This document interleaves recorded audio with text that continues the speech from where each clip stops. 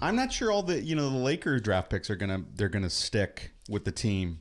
Kuzma will, but as I wrote in my article, I find that curious. There's a log jam in front of him, which sort of makes me feel like, okay, the other shoe hasn't dropped yet. Randall might still be on the market. So, and Luol Deng, obviously, that contract, they're looking at it, and it's pretty clear that nobody in the front office is looking at Luol Deng and saying, okay, we're going to stick it out one more. This year, you're going to be here. They're all like, no. This contract is gone. I'm going to get rid of it one way or the other.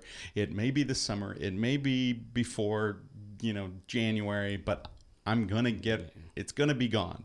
So that's where Kuzma kind of feels like Randall and Deng, Tariq Black, who plays center, he's an undersized center, but he's sort of a 4 guy. Kuzma is that stretch 4 that Luke Walton and Magic and likes, that really loves. And so, but again, he needs to be more consistent. And so, Randall is definitely a slasher, but Kuzma can play some defense. So my concern is if they keep everybody and everybody stays the same, there's going to be a log jam, and then we're sitting on a $17 million for Luol Deng and that. And then that to me was the curious pick. And then Josh Hart, I'm a little dubious about him. Came out after his junior year, didn't hire a free agent.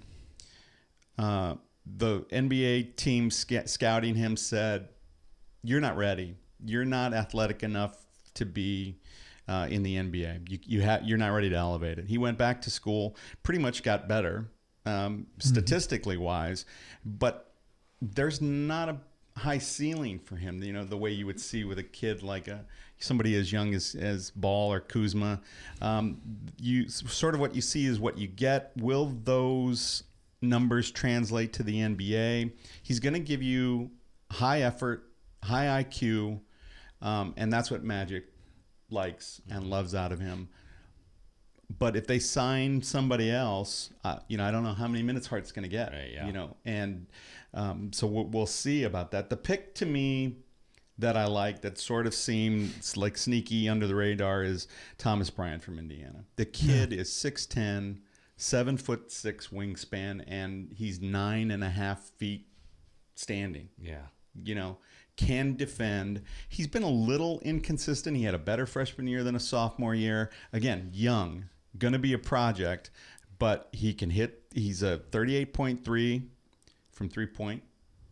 He didn't shoot a lot, but enough to where you got to respect it. That's right. And so but a college 3-pointer, good free throw shooter, 73%. And then the thing that I like to look at is, how is he? Because sometimes when you're shooting some threes, if you're expected to shoot some threes, your shooting percentage goes down, because your shooting percentage can be somewhere around 30 to 40% on the 3 points. So of the 2-point field goal percentage, he's hitting 56% of his 2-point field goals.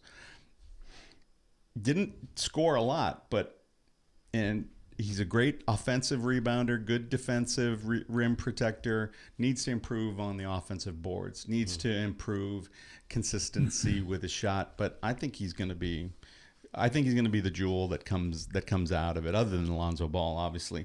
I'm curious about Kuzma, where he fits, and I'm not so